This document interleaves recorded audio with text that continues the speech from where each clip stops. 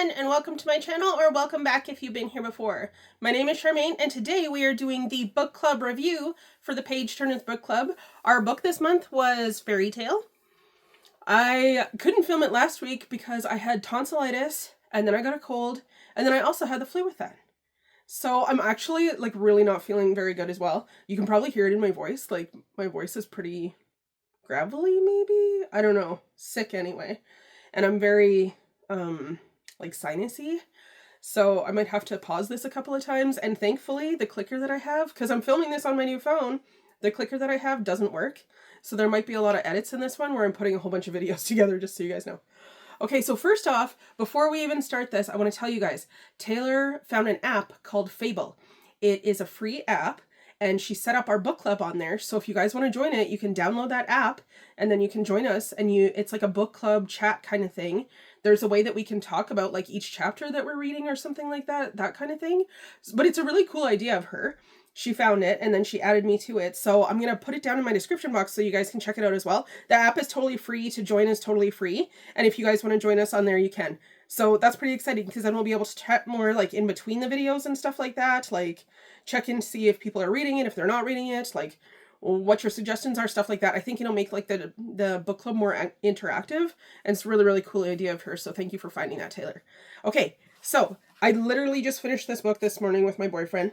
We were listening to it together, so I also got his answers, so I'm going to read you guys his answers as well. So the first one here, first off, we read FairyTale by Stephen King. I don't know if I said that or not, but it was a very good book. Number one is, the first half of the story sets up Charlie's family, Mr. Bowditch, and his injury, Radar, and the gold in Mr. Bowditch's safe, among other events, before we enter Empis. Why does the author take longer to set up Charlie's normal world instead of entering straight into the magical one? In your opinion, does this setup help or hinder the story? So I said, to show the kind of person that Charlie is and what Radar means. And then my boyfriend said, it helps. It helps. We find out who Charlie is. He's not just some hero. He's a 17-year-old who had to grow up too early, and he's compassionate. And then I think also, this was a really long book, you guys, right? We listened to it, and it was 24 hours to listen to it. It was a really long book. And we listened to it at a higher speed. But I think if we didn't have the backstory, it wouldn't have explained everything. You wouldn't understand how Empis was if you didn't know that Mr. Bowditch went there and he had the gold pellets, and then that kind of thing. It wouldn't explain all of the backstory and stuff like that, if we didn't have that. Number two is, Charlie travels to Empis to journey to the magical city and use the sundial's life-altering effects to save Radar. Why does he take that risk, knowing Mr. Bowditch's history and the dangers within this world after meeting its people? So my boyfriend didn't have one for this, but we literally had the same thing. And we both said, honestly, who wouldn't do that to save their pets or to save somebody they love? A lot of people would go through that, anything to try and save, 100%. I love my cat. I would go to Empis to try and put my cat on that radar spinning wheel thingy and try and make him younger, or at least keep him the age that he is now. That would be nice. A lot of people would go in there, nobody wants to die.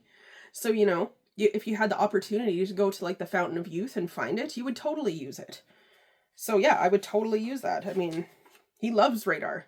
That's, Number three is, how does Mr. Bowditch's statement, "A brave man helps, a coward just gives presents," reflect the central theme of courage, selflessness, and sacrifice in FairyTale?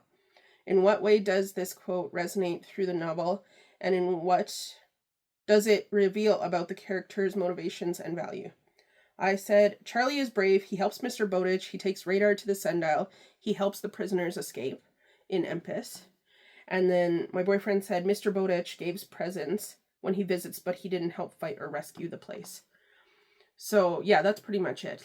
It just shows the difference between them. Mr. Bowditch was there, for himself. He went there to go on the sundial so that he could live longer. He went there to get the gold pellets so that he didn't have to work. He, I don't even think, did he ever take Radar there? Did they explain if he took Radar there? I might have missed that if they did. I feel maybe, yeah, but I'm not 100% sure. But I don't know if he took radar there for sure. But I mean, like, all of his stuff was, like, selfishly motivated. Like, he brought them presents so that they would let him use the sundial. They would let him stay at their house, stuff like that, because he brought them electricity and he brought them, like, cooking utensils. I don't know, some other kind of stuff, you know? So, like, that kind of thing. Tea, I think, maybe? Something like that. So, like, he was bringing them stuff so that they would eventually help him.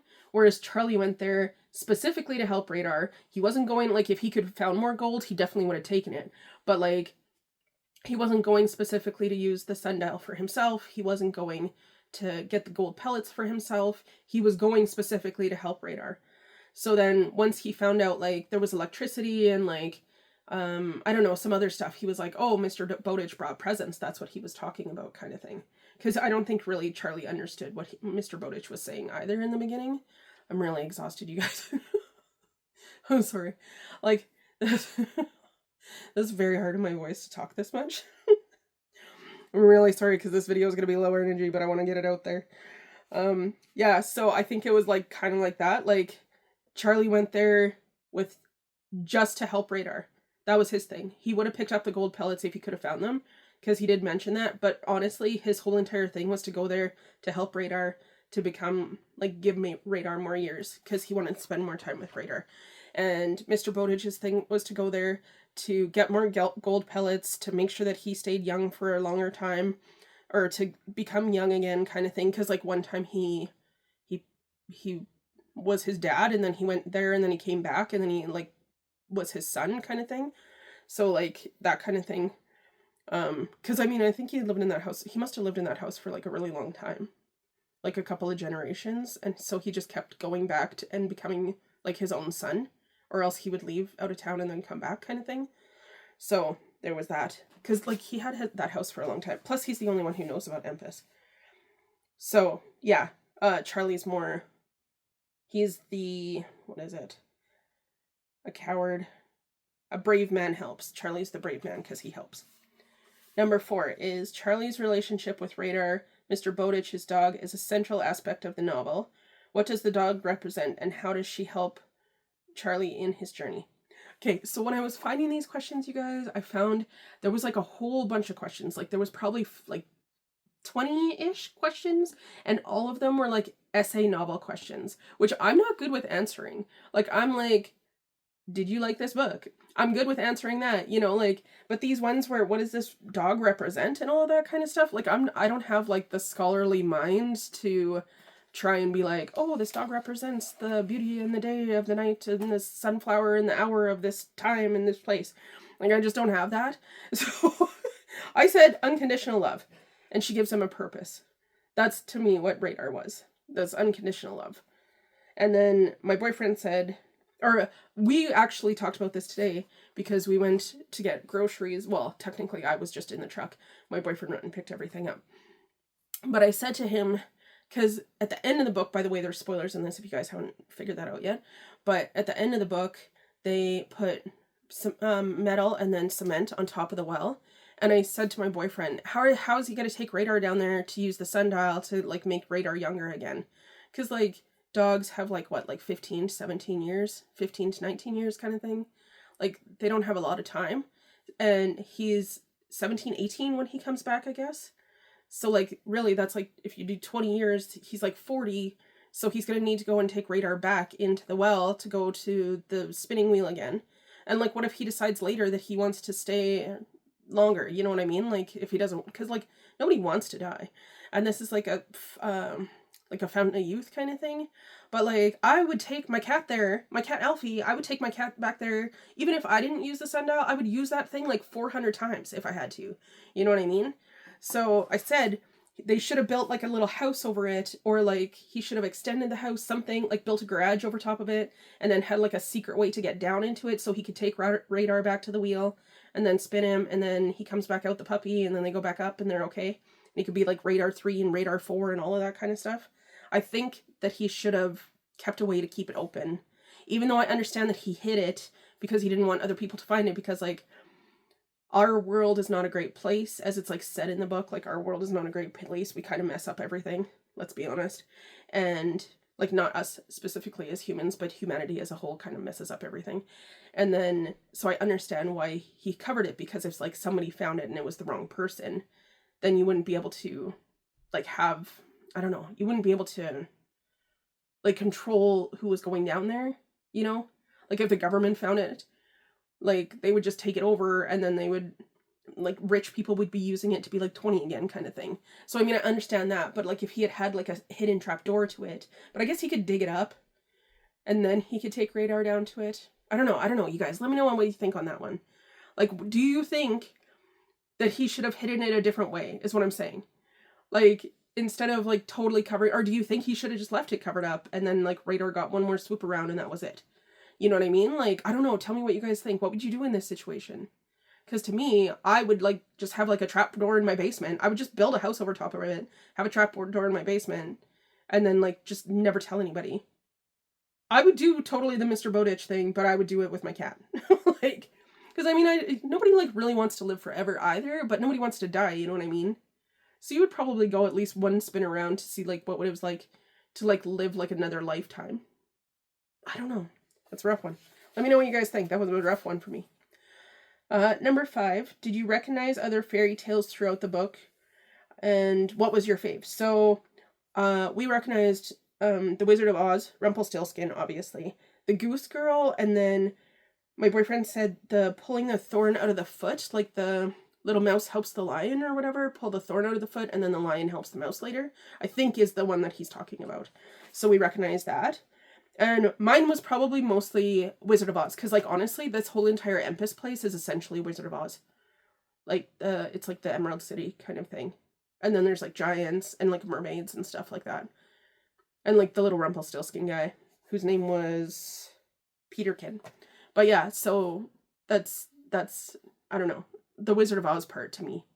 Like, it makes me think that the way that they allude to it, like, Stephen King alludes to it in the book, what was that other guy's name? I can't think. He's an author. He talked about him a lot in the book and I missed it. I should have written it down. But he's talking about like, oh my gosh, I wish I remembered his name. But it makes me think like Frank Oz probably went down there, like into the well place and like kind of saw it and then wrote Wizard of Oz the way that he's like describing it. But the other author did it as well. Richard, maybe? Oh my gosh. See, this is where I wish I could text somebody and find out. But yeah. So, and another thing was everyone has always tried to look for the Fountain of Youth and no one wants to die. So that's not like a fairy tale technically, but if you like look back through a lot of stories, like there's even a Pirates of the Caribbean where they're looking for the Fountain of Youth, that kind of thing. So like the Fountain of Youth story is like it's a pretty good historical story. I can't tell if my film is phoning or my phone is filming. My other one has like a little red light over here and I have no idea if this is filming. So I'm leaving this in there if that is, but if not, that's going to suck because I'm not doing very well at this so far. I mean, I'm doing as well as I can because I just don't feel well. Number 7 is what is your favorite part of the book and what is your least favorite part? For my boyfriend, it was his least favorite part was sealing up the well because he also thinks that there should have been a way to get down there because like, why wouldn't you go take Radar back and do like another spin around to make her like a younger puppy again? And then his favorite part was Radar being a young puppy and when she jumped off the wheel when she was like, because Charlie's watching her and she's like old and then she goes back and then he realizes like it doesn't stop, like the wheel doesn't stop and he's like, Radar, jump. And then like young Radar jumps out at him. And then how young Radar helped him with everything. And my favorite part is probably at the end when he's helped everybody and like Empis. Like, I mean, there's still bad stuff in Empis. See, that's another thing too is why he locks it up because there's still bad stuff that's like underneath. I can't think of what it's called. Anyways, there's something bad that's underneath, like underneath Empis kind of thing. It's like a tendrils and stuff. So there's that. But I think at the end when like Empis starts to become the city that it used to be and when people's features start to go back to normal, I think that's like my favorite part because it's kind of like tying everything up and like because the gray came when all of the bad stuff came in Empis and like people's features are like smushed and like the one lady doesn't have a mouth, like she has to use like a tiny little hole to eat and like it hurts her and stuff. Like, so everybody is like features coming back to normal and them becoming back to the people that they were, because like the evil has gone like back to sleep, I guess, or like been suppressed enough that the natural way that they were can come back. That's my favorite part. I think my least favorite part maybe is when Charlie broke Christopher Polly's wrists, just because it was really gross. like really gross. I mean, I understand the logic ish behind it, because like Christopher Polly is Rumpelstiltskin-esque character. He's trying to steal the gold. He has a gun. Like, I mean, he would have killed Charlie 100% to get that gold. No joke. But when he breaks his one wrist and then he breaks his other wrist, and then Charlie comes back and he finds out like years later that Christopher Polly died because he couldn't defend himself, and he was being stabbed because he had broken wrists and he couldn't defend himself. And he like feels bad about that. And I'm like, yeah, well, yeah, you should a little bit. And I know he's a bad guy. I understand that Christopher Polly is a bad guy. And like, I mean, he definitely deserves to like be in jail, because he definitely, well, he killed like the jeweler or the gold man or whatever, like the guy that they were taking the gold to. He killed him for sure. So like, definitely he should be in jail. But like, I don't think that you should go that extreme, I guess, is what I'm saying. So that was probably my least favorite part. Honestly, the Christopher Polly character was my least favorite part, probably. Number 6, by the end of the novel, how has Charlie grown as a person? Why does he feel the need to tell his story to the reader? And how does he use his experience to grow personally and professionally? So for the professionally one, he becomes a teacher who teaches fairy tale and like mythology and stuff like that. So that's really neat, because he was literally in a fairy tale world. So that's pretty cool. I don't honestly know why he writes the book. Like, we missed it maybe. It was at the beginning of the book and he talked about it. I'm not sure, because it's like quite a few years later when he's talking about how he wrote the book. So I think maybe we missed it or something. Like, maybe he just wants to tell his story. Maybe he just like, it's time to tell it or whatever, that kind of thing. Charlie does change a lot. He realizes when he's in Empus all of the bad stuff that he did with Birdie Bird, that's his friend. And they did like, some pranks were like harmless jokes, but some of them were like actually more serious. Like they would steal like people's gardens, gnomes or whatever. But then it like got more serious. They would hurt people and stuff like that. And he realizes like how bad he was with doing that. So thankfully he changed from like being that person.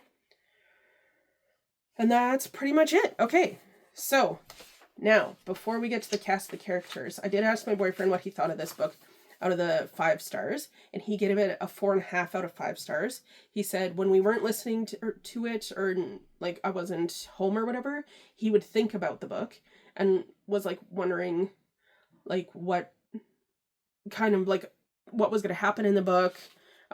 He also had a different idea for Radar, because I do think that they say he's like a German Shepherd, or Radar, she is a German Shepherd at the beginning of the book. I think they say that, but I think he missed that when we were first listening to it.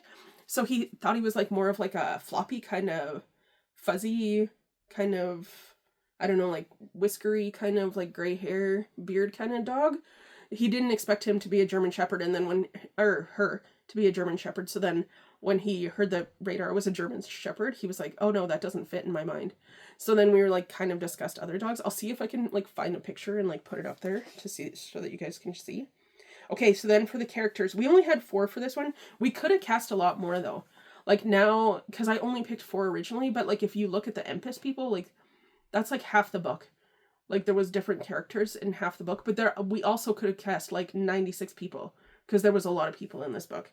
So, also, what did you guys think of the book? Like I said, my boyfriend gave it a 4.5, and I gave it a 4 stars. So I really, really enjoyed this book. I think I would listen to it again. Like I would do like another round of listening to it, because I think I missed a lot, even though we were listening to it and I was like actually paying attention. But I think I just missed a lot because we listened to it in like chunks as well. So, we listened to like 6 hours one day, and then we waited like a week, and then we listened to 6 hours again. So in between those times when we were listening to it, I think I missed like a little bit, or like I didn't like keep it all in my brain kind of thing. I didn't remember it all. Okay, so I did my choices, and then I also got my boyfriend to cast his as well. So then I'll put up my pictures, and then I'll put up his as well. So for Charlie Reed, I had Lewis Partridge. He was in Enola Holmes. He plays like the main boy in Enola Holmes. I recently watched both Enola Holmes videos or movies though. So that has like been stuck in my head. So like I was like, that's Charlie. Like I just kept picturing him. But I think because I was like, I read some of the book the one day, and then in the next morning when I was getting ready for work, I was watching the Enola Holmes video, like the movie. It's on Netflix if you guys have it. It's pretty good. It's like Sherlock Holmes' little sister. It's like a made up little sister.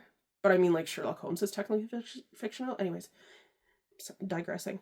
So I watched it in the morning, and then I think like the next time I read it, in my mind, he just like stuck as Charlie Reed to me. So that's who I picked. And then my boyfriend picked Tom Holland, who is like Spider-Man. The new Spider-Man, like the newest one. He's in like a whole bunch of things. He's in Uncharted, actually, is what my boyfriend picked him from. And then he's like, well, he's a little bit too old. And I was like, yeah, but when he started acting, he was probably younger than 17. So yeah, that would work out okay. And then for Mr. Bowditch, I have David Bradley, who is the Harry Potter, there we go, castle keeper from the movies. Like Mr. I can't think of his name. And I wonder if it's because Mr. and then his name was Mr. in the Harry Potter movie. And I can't think of his name. But he had the cat. You guys know who I'm talking about? He was always looking for his cat. Anyways, yeah, so I picked that guy. He'll be up here. And then my boyfriend picked Gene Hackman because he read a thing today about how Gene Hackman's like got into like reclusiveness. And he was like, Mr. Bowditch was a recluse. Gene Hackman's a recluse. They kind of suit each other. So I thought that was a good choice on his end. And then for Charlie's dad, I picked Jason Isaacs, who's Lucius Malfoy in Harry Potter. I also had Harry Potter on the brain, and I have like not watched that in a while. And like I have not read those books in like a long time. Actually, you know what? Here's a fun fact. I've never actually read all of the Harry Potter books. There you go. Can I see them? No, because they're hidden. I read like the first 3, and then I read the very last one, and I only read like half of the one and half of another one. So I haven't actually read them all. So that's something maybe I should actually work on that this year. Is reading all of the Harry Potter books. That would be pretty fun. So yeah, so I picked Jason Isaacs because he's not always a bad guy. I will say that. Because I know as Lucius Malfoy, he's a bad guy. Because, you know, he's honestly a bad guy in that movie. But he doesn't always play a bad guy. He's usually more of a studious, like, professor-y kind of type. And I don't know, it just made me think of Charlie's dad. And then for my boyfriend's choice, he picked Liam Neeson. We watched The Commuter the other day, and then there was like another Liam Neeson movie that we watched the other day, and he was like perfect for Charlie's dad. So yeah, that's what that is. And then for Christopher Polly, who was also like Peterkin, like they're in the book, they sound like the exact same person. And I think maybe they were, or like related somehow. Even Charlie said that he thought maybe they were related somehow, because like Peterkin reminded Charlie so much of Christopher Polly, and like vice versa. And like even the way that they spoke, they kind of reminded each other. So I picked Kieran Shah. He played in the Johnny Depp version. I said his last name wrong for sure. It's S-H-A-H. But he picked in the Johnny Depp version of Charlie and the Chocolate Factory. He played the Oompa Loompas. I think he was like every single Oompa Loompa. That he just, to me, I've seen him in something else, and he always plays like a little weaselly guy, and that's why he reminded me of him. And my boyfriend picked Elijah Wood because he said, you know, when Frodo gets really, really weaselly, that's who he was. So, and I mean, like, yeah, Frodo does get weaselly. If it wasn't for Samwise, that wouldn't even be a book, right? They wouldn't have saved the ring at all. Just putting that out there. Go Samwise, Team Samwise. But yeah, so let me know what you guys think. Let me know, did you read the book? Please go and check out that Fabled thing. I'm pretty excited about it. If you have a phone, you can do it. Like if you have like a smartphone, you can do it. But I'm not sure if it'll work on a computer. But I'm assuming that it will because it's like a website. So you could probably sign up through a website if you don't want to use like your phone kind of thing. But I think that's going to be pretty neat. And thank you for Taylor for figuring that out. Let me know what you guys think about the book. Answer some questions here. Nobody dropped us some extra questions. So we're always going to be putting up like a community tab post asking you guys for extra questions. Because I also sometimes have a hard time finding questions, which is also why we end up with like, what was the main character's last name? Or like weird questions like, you know, that are a little bit too simple. Like these ones were a little bit too complicated for me.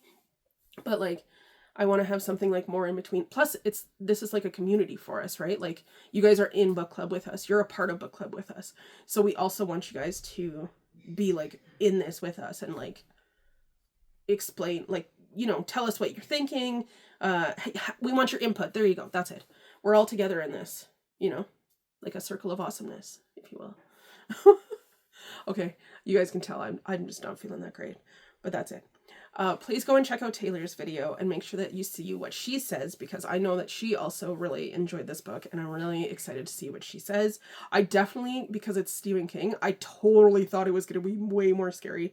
And I appreciate all you guys reaching out to me and saying, no, it's not actually scary. Like there's not very much scary stuff in it. So I appreciate that, because honestly going into it, I was like, I don't know if I'm going to be able to handle this book, because Stephen King's pretty scary. Like I read a lot of his books when I was younger, which maybe at the time I didn't think were scary, but like looking back on them, like that's some scary stuff. But yeah, anyways, let me know what you guys think. Please like this video and subscribe if you want to, or don't subscribe if you don't want to. Turn on the notification bell. I do post Saturdays, Mondays, and Wednesdays for the most part. I am probably going to be taking a couple of days off this week, just so you guys know, and I don't think I have anything pre-filmed. So I might have like, maybe I have a Saturday video, I'm not sure. Just so you guys know, okay? But I'm probably not going to have a Wednesday one, because honestly, my throat hurts and I want to stop talking now. Okay, that's check out my description box for other content creators as well.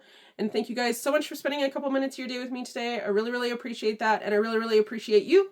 And I'll see you in my next video. Bye! I have to sit here. This little thing doesn't work, so I have to sit here for a minute so I can edit off the end.